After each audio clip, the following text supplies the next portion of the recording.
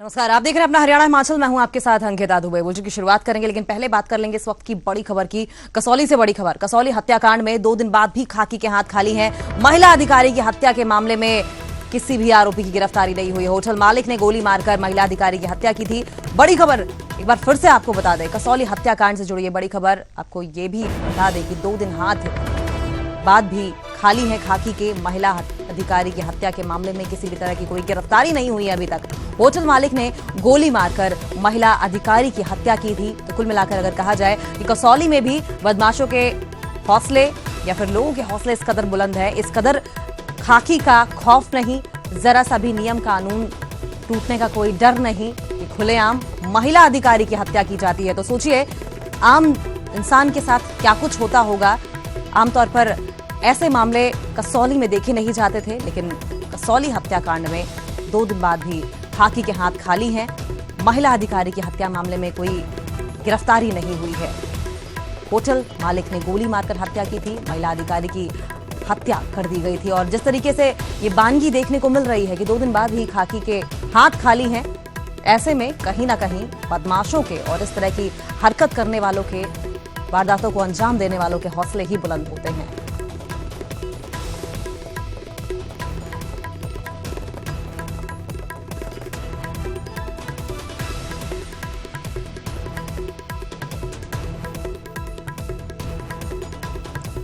तो हत्याकांड के पहले की तस्वीरें आपके टीवी स्क्रीन पर हम आपको दिखा रहे हैं। वो महिला अधिकारी और वो आरोपी जिसने महिला अधिकारी को मारा था। और आपको ये भी बता दें कि महिला अधिकारी की हत्या के मामले में ये जो आरोपी आपको टीवी स्क्रीन पर हम आपको दिखा रहे हैं, अभी तक इसकी गिरफ्तारी नहीं हो पाई है। पुलिस के हाथ खाली हैं, जबकि पुलिस को आरोपी का पता है कि आरोपी फला फला होटल का मालिक था, और उसके बावजूद पुलिस के हाथ खाली। जाहिर तौर पर एक सवालिया निशान पुलिस डिपार्टमेंट के ऊपर, और सवाल ये भी कि कानून का और खाकी का कितना डर रह गया है लोगों के बीच में। और जिस तरह की बानगी देखने को मिल रही है कि महिला अधिकारी को मार दिया गया, तो जनता के साथ क्या कुछ होता होगा। और इसी पर जानकारी लेते हैं, हमारे साथ सहयोगी कीर्ति कौशल जुड़ गए हैं। कीर्ति, 2 दिन हो गए हत्याकांड को, उसके बावजूद खाकी के हाथ खाली है। क्या कुछ सफाई पेश की है खाकी डिपार्टमेंट ने? यहाँ पर अभी खाली नजर आ रहे हैं। 2 दिन बीत चुके हैं, करीबन 30 घंटे से ज्यादा का समय यहाँ पर हो चुका है। और जो पुलिस है अभी जंगलों की जो खाक है वो छानने लगी हुई है। पुलिस की जो 8 टीमें हैं, 8 टीमें लगाई गई है, जो अलग अलग जंगलों में, जो कसौली के साथ लगते जंगल है, और जहां पे भी कोई सूचना मिलती है वहां की तरफ वो जो पुलिस है वो भाग जाती है। पर लेकिन वो सिर्फ जांच कर रही है और खोजबीन कर रही है, लेकिन अभी तक खोजबीन का कोई नतीजा नहीं निकला है। और दूसरी तरफ ये है कि जो एक गुस्सा जो पुलिस और जिला प्रशासन में है वो भी देखा जा रहा है। और जो अवैध जो निर्माण है, जो होटल जिसके वजह से ये घटना घटी है, उनके ऊपर भी जो सख्त कार्रवाई है वो कल से अमल में लाई जा रही है। और जहां जहां जो भवन है जो तोड़े जा रहे हैं, उसके आसपास जो धारा 144 भी लगा दी गई है। और वहां पर जो 4 से ज्यादा लोग हैं वहां पर एकत्र नहीं होने दिए जा रहे हैं। और किसी भी तरह की जो अप्रिय घटना है वो ना हो, इसलिए वहां पर जो पुलिस है उसको मुस्तैद कर दिया है। और हथियारबंद पुलिस है, और कोई भी ऐसा जो पुलिस कर्मी नहीं है जिसके पास में हथियार नहीं है। अगर ये वाली जैसे ये कार्रवाई जो अब अमल में लाई जा रही है, ये अगर 2 दिन पहले अमल में लाई जाती है और वहां पर हथियारबंद जो पुलिस कर्मियों को तैनात किया जाता, तो हो सकता था कि जो ये घटना है वो ना घटती। फिलहाल जो पुलिस है वो फूंक फूंक कर कदम रख रही है। कल देर रात तक भी वो उनकी जो पुलिस कर्मियों की है और उच्च अधिकारियों की जो मीटिंग चलती रही है, और उसमें रणनीति बनाने की उन्होंने कोशिश की है कि किस तरह से जो ये अपराधी है उसको पकड़ा जाए। और साथ में ही ये भी है कि जो आज जो न्यायालय में यहाँ पर उपायुक्त सोलन है, उन्होंने अपना पक्ष रखना है कि किस तरह से ये घटना घटी है और क्या क्या वो करने जा रहे हैं। इस बीच सवाल ये भी है कि कसौली में आमतौर पर ऐसी घटनाएं देखने को नहीं मिलती थी, बहुत ही रेयर केस है ये। और ऐसे में इस तरह की घटना घट जाना, सबसे पहले तो हम चाहेंगे कि हमारे दर्शकों को आप ये घटना याद दिला दें। और इसके अलावा जिस तरीके से 2 दिन बाद खाकी के हाथ खाली हैं, कहीं ना कहीं कानून व्यवस्था पर तो सवालिया निशान खड़ा ही होता है। और इस तरह के मंसूबे रखने वाले लोगों के हौसले भी बुलंद होते हैं। क्या लगता है किस तरीके से लगाम कसी जाए ऐसे मंसूबे वाले लोगों पर? बिल्कुल, जैसे सुप्रीम कोर्ट की जो कार्रवाई थी वो 13 होटल्स के ऊपर की जानी थी, और उस जो आदेश के अनुसार है 13 अवैध जो निर्माण किए गए थे होटल्स के ऊपर, उनको तोड़ा जाना था। और जब ये अवैध निर्माणों को जो तोड़ा जा रहा था तो वहां पर जो होटल मालिक है उन्होंने विरोध करना शुरू कर दिया था। शुरुआती तौर पर वहां पर उसको मामले को शांत भी करवा दिया गया था, लेकिन अचानक जो होटल मालिक है उसमें इतना रोष पनपा कि उसने एक महिला अधिकारी को गोली मार दी, और गोली मारने से उस महिला की तो मौके पे ही मौत हो गई थी। दूसरा जो एक बेलदार है वो पीजीआई में अभी भी उसका उपचाराधीन है, उसके भी गोली लगी थी। तो कहीं ना कहीं ये जैसे पुलिसकर्मी वहां पर तैनात किए गए थे, उनके पास में किसी भी तरह का वेपन नहीं था, हथियार नहीं था। इसी का जो फायदा है जो होटल मालिक है उसने उठाया, क्योंकि जो एसएचओ है उन्होंने जब ये हादसा घटा है तो उसने जब भागने की कोशिश की तो एसएचओ ने उसे रोकने की भी कोशिश की। तो एसएचओ के ऊपर भी जो गन उसने जो पिस्टल है वो तान दी थी और उसे धमकी दी थी कि अगर तुम मेरे पीछे आओगे तो हम तुम्हें मार देंगे। और उसका जो फायदा उठाकर जो ये हत्यारा था वो जंगल की तरफ भाग गया, और जब जंगल की तरफ भागा तो कोई भी पुलिसकर्मी उसकी पीछे नहीं गया, और यही वजह है कि वो अभी तक पुलिस के हाथ में नहीं आया। और जैसे आपने कहा कि इस तरह की जो घटना है पहले नहीं घटी है, ये हिमाचल की एक पहली घटना है जिसमें सुप्रीम कोर्ट के आदेशों के अनुसार जो कार्रवाई की जा रही थी और उसमें एक महिला अधिकारी की जो हत्या हो गई है। इसके अलावा जो टूरिस्ट पॉइंट है, टूरिस्ट पॉइंट पे ये है कि पहले भी गोलियां चली हैं, पर लेकिन ऐसे जब जिला प्रशासन पूरा मौजूद था, पुलिस वहां पर उपस्थित थी और आला अधिकारी भी वहां पर उपस्थित थे, उनके समक्ष ये इतनी बड़ी घटना घटी है। जी बिल्कुल, कीर्ति हैरानी वाली बात तो यही है कि पुलिस की आंखों के सामने गोली मारी गई और उसके बाद ये शख्स फरार हो गया, पुलिस वहीं की वहीं खड़ी रही। वजह क्या थी? क्या पुलिस खुद भी सख्ते में आ गई थी इस घटना को देखकर? और बहुत बहुत शुक्रिया फिलहाल आपका कीर्ति। सबसे बड़ा सवाल तो यही है कि जब अधिकारियों के साथ ऐसी घटना हो रही है तो सोचिए आम जनता का क्या होगा। और इसके अलावा सवाल यह भी है कि जब इस तरीके से अवैध निर्माण को हटाने के लिए अधिकारियों को भेजा जाता है तो सबक सरकार को इस बात का भी लेना चाहिए कि किस पूरी तरीके से सुरक्षा पुख्ता की जाए उन लोगों की, क्योंकि जब लोगों के घर तोड़े जाते हैं या धरोहर जो उन्होंने बनाई हो, भले ही वो इलीगल हो, तोड़ा जाता है तो जाहिर तौर पर गुस्सा आता ही है, प्रतिक्रिया आती ही है। और ऐसे में सुरक्षा उन लोगों की मुमकिन कराना जो इस इलीगल प्रॉपर्टी को वहां से हटाने की कोशिश करते हैं सरकार के फैसले के बाद या सरकार की ऑर्डर के बाद। फिलहाल खबरों में आगे बढ़ते हैं। कसौली हत्याकांड पर गुरुवार को सुप्रीम कोर्ट में सुनवाई होगी, जिसमें हिमाचल सरकार को स्टेटस रिपोर्ट पेश करना है। इधर गोली कांड पर भी सियासत शुरू हो गई है। कांग्रेस ने जहां लॉ एंड ऑर्डर पर सवाल उठाए हैं, वहीं सरकार का कहना है कि प्रदेश में कानून व्यवस्था बेहतर है। कसौली में महिला अधिकारी की हत्या पर सुप्रीम कोर्ट ने संज्ञान लेते हुए तल्ख टिप्पणी की है। सुप्रीम कोर्ट ने पूछा, पुलिस कर्मियों के सामने ऐसी घटना कैसे हुई? हत्या होगी तो हम आदेश देना ही बंद कर देंगे। सुप्रीम कोर्ट की फटकार के बाद सरकार भी हरकत में आई। गोलीकांड की जांच के लिए हाई लेवल कमेटी बनाई गई। वहीं सीएम जयराम ठाकुर ने एक बार फिर दोहराया कि जल्द ही आरोपी को गिरफ्तार कर लिया जाएगा, लेकिन ये गिरफ्तारी कब होगी, पुलिस के लिए भी बड़ा सवाल है। जो आरोपी है जो वहां से भागा है उसको पकड़ने के लिए पुलिस बल की हमने टीमें वहां पर तैनात कर दी हैं, भेज दी हैं, और वो अलग अलग स्थानों पर जो है सारी चीज को लेकर के वो जल्दी से जल्दी पकड़ में आ जाए, इस बात को सुनिश्चित करने की कोशिश कर रहे हैं। We are working very hard on it और स्पेशल टीम्स काम कर रही है और आई एम श्योर कि बहुत जल्दी गिरफ्तार हो जाएंगे, क्योंकि वो खुद एक सरकारी कर्मचारी हैं। हमें अपने केस को क्रैक करना है और हमें जिसको भी हमको इसमें टिप ऑफ देगा हम उसको 1 लाख का इनाम देंगे। ये ऑलरेडी हमने कल डिक्लेयर कर। वहीं कसौली गोलीकांड के बाद कांग्रेस ने सरकार को घेरना शुरू कर दिया है। लॉ एंड ऑर्डर पर सवाल उठाते हुए कांग्रेस ने प्रदेश भर में विरोध प्रदर्शन किया और कानून व्यवस्था के मुद्दे पर सरकार को कटघरे में खड़ा किया। कांग्रेस ही नहीं, सीपीआईएम ने भी सरकार को निशाने पर लिया, जबकि मुख्यमंत्री का ये दावा है कि प्रदेश में कानून व्यवस्था ठीक है।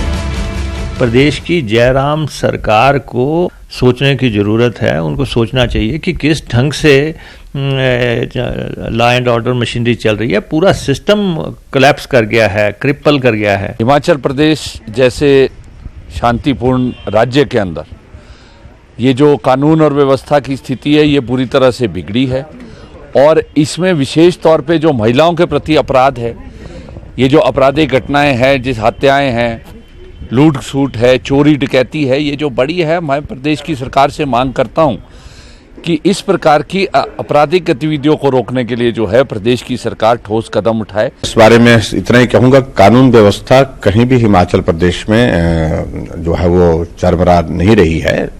कानून व्यवस्था ठीक है, लेकिन एक घटना, दुखद घटना घटित हुई, नहीं घटित होनी चाहिए थी। आने वाले समय में हम और भी चौकस होकर के जो है काम करके जो है हिमाचल प्रदेश में प्रयत्न करेंगे। इस हत्यारे की तलाश में पुलिस ने दिन रात एक कर दिया है, लेकिन इसे सलाखों के पीछे भेजने में पुलिस अभी तक नाकाम है। फिलहाल सरकार को सुप्रीम कोर्ट के सवालों का सामना करना है कि आखिर कैसे पुलिस कर्मियों की मौजूदगी में एक महिला अधिकारी की हत्या हो गई और आरोपी बड़ी ही आसानी से वहां से बच निकला। Bureau report, news 18 Himachal. तो उधर इस गोलीकांड में मारी गई सहायक नगर नियोजन अधिकारी शैलबाला का अंतिम संस्कार गांव बारी में किया गया। राजकीय सम्मान के साथ हुए अंतिम संस्कार के दौरान डीसी मंडी ऋग्वेद ठाकुर और एएसपी मंडी भूपेंद्र कंवर समेत कई प्रशासनिक अधिकारी मौजूद थे। गौरतलब है कि सुप्रीम कोर्ट के आदेशों के बाद कसौली में अवैध होटलों पर कार्रवाई के दौरान एक होटल मालिक ने उन्हें गोली मार दी थी।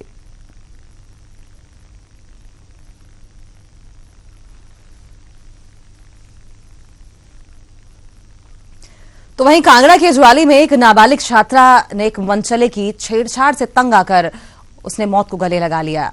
मरने से पहले दिए बच्ची के बयान के आधार पर पुलिस ने आरोपी युवक को गिरफ्तार कर लिया है।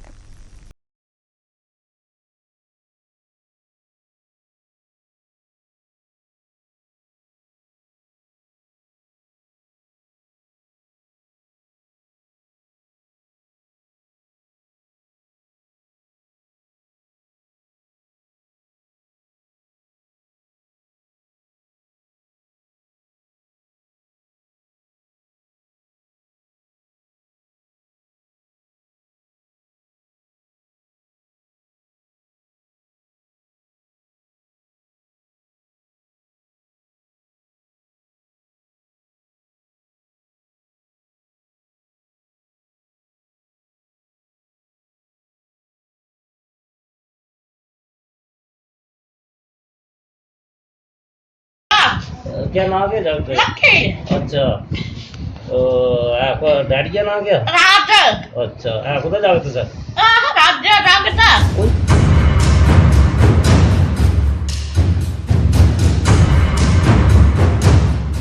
नाबालिग के बयान के आधार पर पुलिस ने मामला दर्ज कर आरोपी को गिरफ्तार कर लिया है।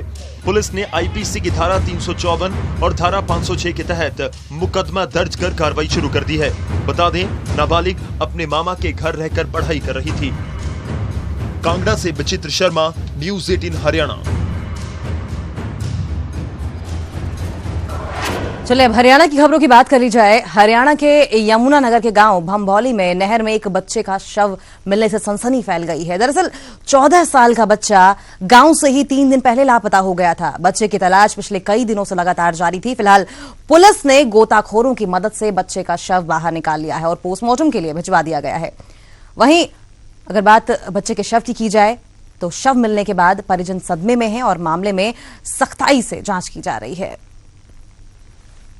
ये घर से 30 तारीख से लापता था। कल इसकी एफआईआर लॉन्च की गई है और आज इसकी डेड बॉडी यहाँ गाँव के तालाब से ही मिली है। तो रोहतक में राज्य मंत्री मनीष ग्रोवर ने पूर्व सीएम हुड्डा पर जमकर निशाना साधा। ग्रोवर ने कहा कि गंगा पुत्र बनकर हुड्डा प्रदेश की जमीन खा गए, इसलिए उन्होंने मुख्यमंत्री बनने का उन्हें कोई हक नहीं है। मनीष ग्रोवर ने कहा कि हुड्डा को प्रदेश की जनता से माफी मांगनी चाहिए।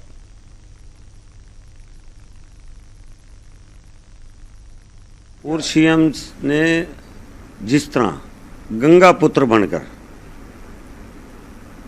हरियाणा की जनता को अपना चित्र पेश किया, हरियाणा की जनता ने विश्वास दिया कि हरियाणा की जनता को एक गंगा पुत्र मिला है जो हरियाणा की सेवा करें। वो पुत्र ऐसा निकला कि पूरी हरियाणा की जमीनों को खा गया, भ्रष्टाचार को बढ़ाया दिया, भाई भतीजावाद किया, परिवारवाद तक सीमित रहा, क्योंकि वो परिवारवाद के आगे निकल नहीं सकते। आज ये स्थिति हो, एक पूर्व मुख्यमंत्री हाई कोर्ट के दरवाजे पर जाकर हाथ जोड़कर खड़ा हो और उसके बाद उसका पासपोर्ट जब्त कर ले, उसके बाद उसकी जमानत के लिए राशि हो, तो वो प्रदेश की सेवा कर सकता है कि वो लूटने वाले की गिनती में आता है? नहीं, वो मुख्यमंत्री के लायक नहीं है, उसको जनता से माफ़ी मांगनी चाहिए। ओम प्रकाश चौटाला जी और उनके विषय में फ़र्क है। उन्होंने तो एक भर्ती के नाम से भर्ती के नाम से वो अंदर गए थे, जिसमें उन्हें अनियमितताएं बरती गई। अनियमितताएं बरता वो एक कसूरवार है। इन्होंने लूटा है, CLU के नाम से लूटा है, लोगों को सेक्शन 4, 6, 9 लगाकर लूटा। तो पूर्व सीएम भूपेंद्र सिंह हुड्डा ने बीजेपी और इनेलो पर निशाना साधा है। हुड्डा ने बीजेपी पर वादा खिलाफी और भ्रष्टाचार का आरोप लगाया। हुड्डा ने कहा कि बीजेपी सरकार से हर तबका त्रस्त है और प्रदेश की जनता अगले चुनाव में इस सरकार को उखाड़ फेंकेगी। SYL को लेकर हुड्डा ने इनेलो पर निशाना साधा और कहा कि SYL के मुद्दे पर इनेलो ड्रामा कर रही है। भूपेंद्र सिंह हुड्डा यमुनानगर जेल में पूर्व मंत्री निर्मल सिंह से मुलाकात करने पहुंचे थे, जिन्हें फायरिंग के आरोपों के बाद गिरफ्तार किया गया था। सरकार जो है घोटालों की सरकार है और इसका हाजमा बहुत तेज है। मैंने सुना था लक्कड़ अजम पत्थर अजम, पर मैं खुद देख रहा हूँ इस सरकार को जो है माइनिंग का, जो इलीगल माइनिंग का पत्थर भी अजम है। कोई नई बात नहीं, पहले भी हुआ था। दूसरा क्या हशर हुआ था पहले आपने देखा था कि पोलिंग वाले दिन गठबंधन टूट गया था। तो ये इनेलो का किसी से गठबंधन चल नहीं सकता है, भाजपा से भी करके देख लिया। वहीं हिमाचल में किसानों के लिए आयोजित एक कार्यक्रम में जब किसानों को ही अपनी बात रखने का मौका नहीं मिला तो नजारा देखने लायक था। नालागढ़ में आयोजित एक कार्यक्रम में सांसद के सामने ही किसान भड़क उठे।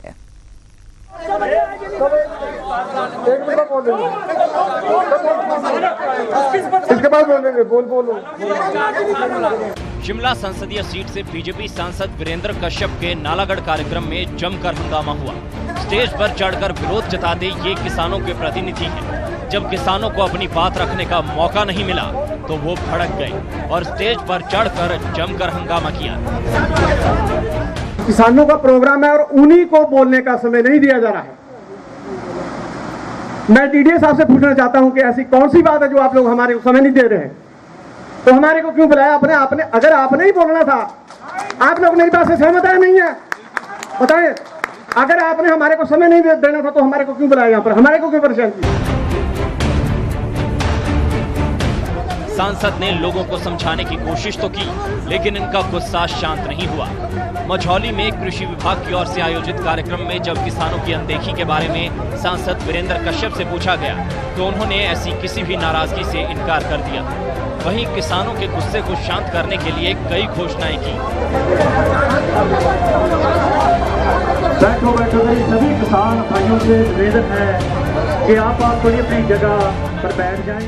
हंगामा तो कोई हुआ नहीं है, ये बात ठीक है। किसानों ने कहा कि हमको कुछ हमारे को अपनी समस्याएं जो है और ज़्यादा समय हमको दिया जाए कि यहाँ पर नालागढ़ में अनाज मंडी बने, इसके लिए हम काम करने वाले हैं। यहाँ पर 5000 मीट्रिक टन का जो है हमारा वो कलेक्शन सेंटर वगैरह बने, ताकि मेरे किसानों का जो बीज है वो यहीं पर जो है उसका बने, उसको प्रोक्योर करने का जो है स्टोर करने की व्यवस्था हो। हालांकि पुलिस के हस्तक्षेप के बाद किसानों का गुस्सा शांत हुआ और उसके बाद इन्होंने अपनी समस्याएं सांसद के सामने रखी। लेकिन सवाल ये है कि आखिर जब किसानों के कल्याण के लिए कार्यक्रम का आयोजन किया गया था तो फिर इन्हें अपनी बात रखने से क्यों रोका गया? नालागढ़ से जगत सिंह, न्यूज़ 18 लाठी। प्रभात दुनिया के सबसे प्रदूषित 15 शहरों की, और हैरान और शर्मसार करने वाली बात यह है कि इसमें पहले से लेकर 14वें नंबर तक भारत के ही शहर हैं।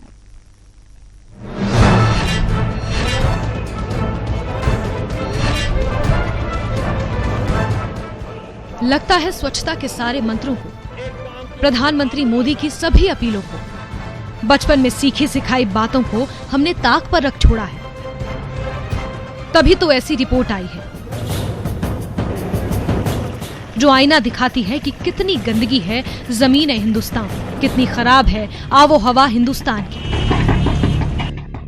जिनेवा में वर्ल्ड हेल्थ ऑर्गेनाइजेशन ने 2016 की जो रिपोर्ट जारी की है उसके मुताबिक कानपुर भारत का ही नहीं दुनिया का सबसे प्रदूषित शहर है। सबसे ज्यादा प्रदूषित शहरों की कतार में दूसरे नंबर पर फरीदाबाद, तीसरे नंबर पर वाराणसी, चौथे नंबर पर गया, पांचवें नंबर पर पटना, छठे नंबर पर दिल्ली, सातवें नंबर पर लखनऊ, आठवें नंबर पर आगरा, नौवें नंबर पर मुजफ्फरपुर, 10वें नंबर पर श्रीनगर, 11वें नंबर पर गुरुग्राम, 12वें नंबर पर जयपुर, 13वें नंबर पर पटियाला और 14वें नंबर पर जोधपुर है।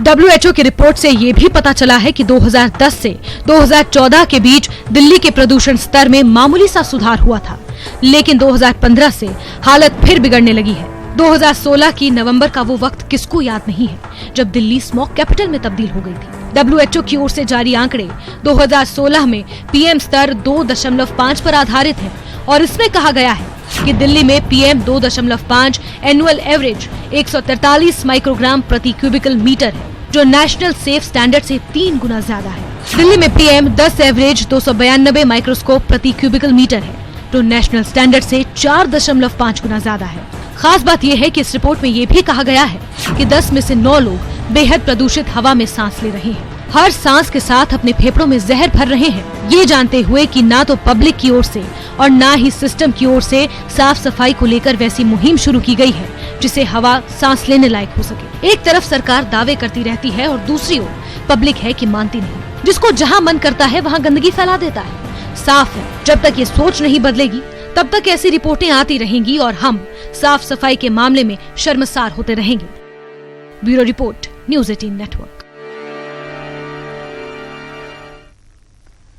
तो देवभूमि हिमाचल में आस्था के कई रंग देखने को मिलते हैं। आस्था की कुछ ऐसी ही अनूठी झलक गिरिपार के रास्त गांव में देखने को मिली, जहां लोगों का जनसैलाब उमड़ पड़ा है। ये तस्वीरें हिमाचल और उत्तराखंड की सीमा पर गिरिपार के रास्त गांव की है, जहां करीब 32 सालों बाद ऐसा नजारा देखने को मिला। आस्था का ये अद्भुत नजारा देखिए, कैसे लोग नाच गाकर अपनी खुशी का इजहार कर रहे हैं। दरअसल क्षेत्र में सुख समृद्धि बनी रहे, इसी कामना के साथ ठाहरी शांत उत्सव का आयोजन किया गया, जिसमें आस्था का सैलाब उमड़ पड़ा। इलाके की बभूति के लिए, गांव की बभूति के लिए कि भाई गांव में जो है किसी किस्म की बीमारी ना आए, अच्छी फसल हो, अच्छा लोगों का कारोबार हो, नकदी फसल हो और लोगों का स्वास्थ्य लाभ हो, इसलिए हमने ये आयोजन किया। इसमें जो है 12 गांव के लिए, 4 लादी के लिए शांति पूजन किया गया ताकि इलाके में शांति रहे, अच्छी फसलें हो। इस कार्यक्रम के दौरान उत्तराखंड की संस्कृति की झलक भी देखने को मिली, वो इसलिए कि पड़ोसी राज्य उत्तराखंड के करीब 7 गांव के ग्रामीण इस ऐतिहासिक पर्व का गवाह बनते हैं।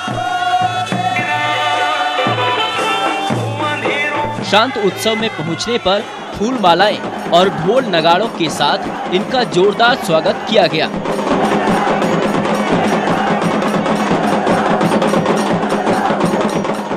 मूल हिमाचल और उत्तराखंड की लोक संस्कृति आपस में बहुत ज्यादा मेल खाती है।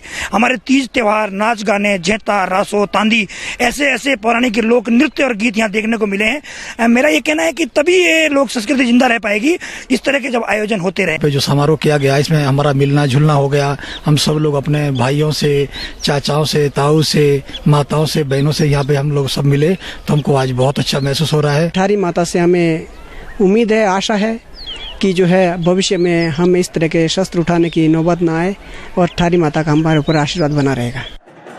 रास्त गांव में ठाहरी की शांत को मनाने की ये परंपरा कई सदियों पुरानी है, जिसमें जहां एक और आस्था की अनूठी झलक देखने को मिलती है, वहीं दूसरी तरफ गिरिपार क्षेत्र की समृद्धि, पौराणिक संस्कृति की झलक भी साफ देखी जा सकती है।